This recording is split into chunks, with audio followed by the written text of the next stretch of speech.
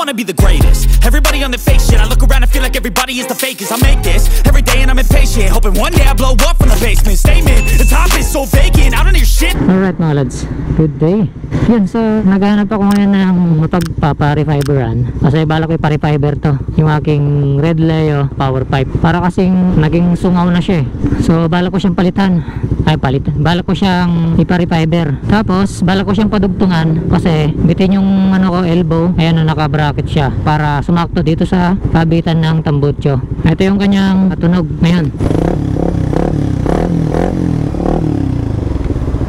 So naghahanap ako dito sa bandang San Mateo ng pwedeng mag-refiber. Hinahanap ko yung pinagpagawan ko dati ng elbow ko, nalagpasan ko yata. Balik ako. Kung tutusin, hindi pa ganun katagal tong pipe ko, kaso napapangitan ako sa ano niya, performance niya ngayon nung tumagal konti. Ilang buwan pa lang to, parang naging ano siya, sungaw. Siguro nga ay hindi siksik to sa fiber. Diba pa siksik natin, katanong-tanong ako kung kaya nilang ibalik sa dati or mas maganda pa kaysa sa dati. Nakalimutan ko na kung saan banda yung pinagpagawan ko dati.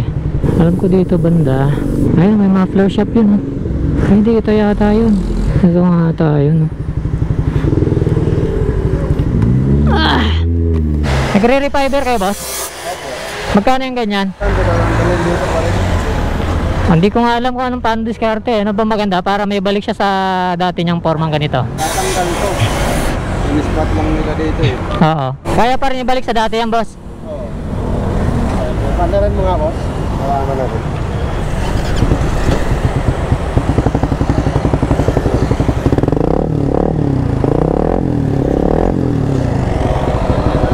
Kulang na ano? Kulang na? Fiber mat kasi ganyan yung tunog. Iba yung tunog sa fiber namin. Fiber mat. Oo. Walang lutong, ano lang siya, Parang sungaw? butong ka ng pinito boss. Kasi bibiyakin ba to eh. 350? Sige. Tapos boss ano, padugtungan ko na lang to, itong mismong adapter niya. Para ito, may sakto natin dito. Kasi nag-bracket pa ako eh, pangit eh. Kaso wala kaming katulad nito eh. Dito na lang tayo magdudugtong. Dito? Oo. Wala atras siya dito. Sige, sige. Ayan mga boss. Wala na dito yung pinagpagawan ko dati. Ayan, so babaklasin muna. Mamaya na lang ulit pagka okay na. Ayan na yung laman niya boss. Meron naman. Ay, tawa.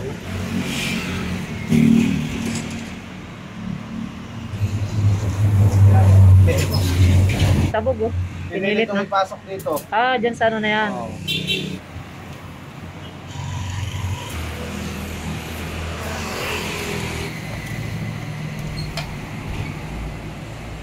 Lawak na.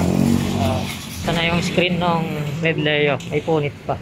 Yung ipapalit stainless tapos mas makapal kaysa dito. Nilalagyan na ng fiber ni boss.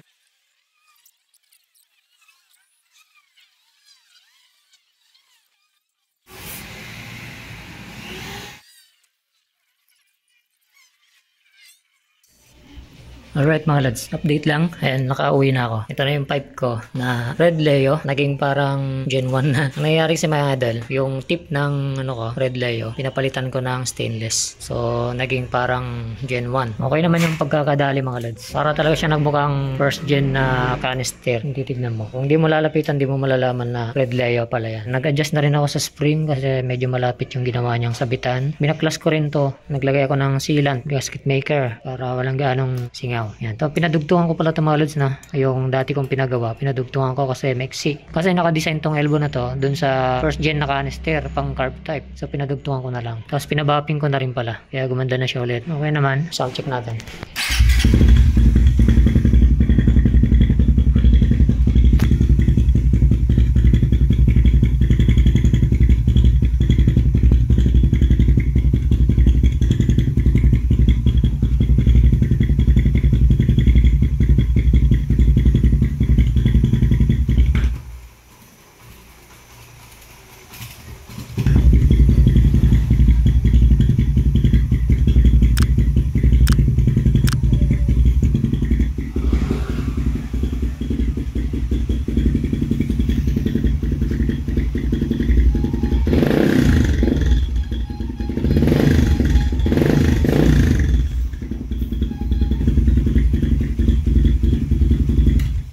Alright, so syempre, hindi pwedeng hindi natin test ride to mga lods.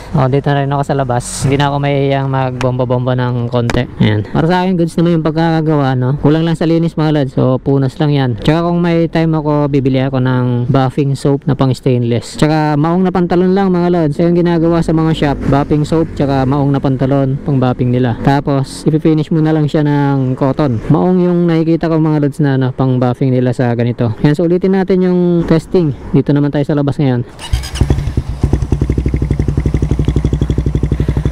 Ayan siya mga lods, buong buo yung tunog. Yan, mas buo yung tunog niya kumpara dun sa stock na Red Leo. Meron lang akong naririnig na parang konting sipol. Alam mo yung Gen 1 na canister, parang ganun may konting sipol. Siguro dahil medyo maiksi yung nasa gitna, siguro mas maganda kung halos pantay na lang, yung konti lang yung difference nila. Kasi parang may hangin na tumatama dito sa na to. Kaya siya nagkakaroon ng konting sipol. Ang lutong ng tunog mga lods, lalo pag binira, ang lutong. Kung tutusin, pag refiber lang mga lods, ang presyo lang nito ay 350 lang dun sa pinuntahan ko. Lumaki lang siya dahil nga pinapalitan ko tong tip, pinagawa kong stainless. Kaya nagmukha siyang Gen 1 na canister. Ang lutong mga lods.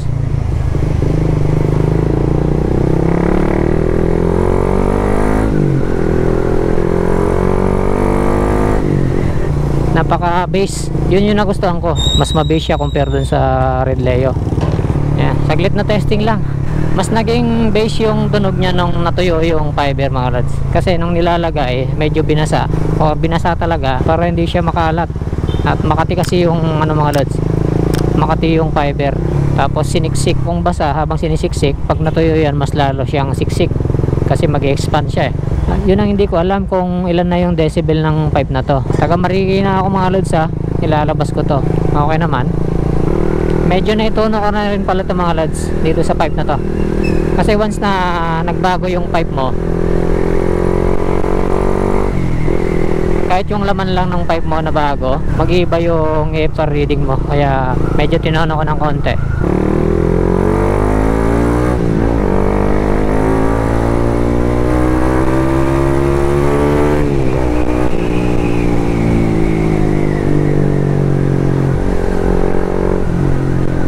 Mabase yung tunog, yun yung nagustuhan ko. Ang problema ko ngayon, hindi ko alam kung ilang decibel na to.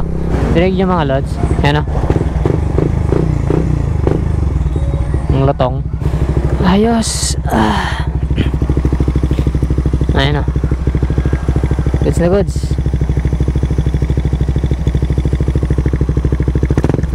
Ayun tunog nya.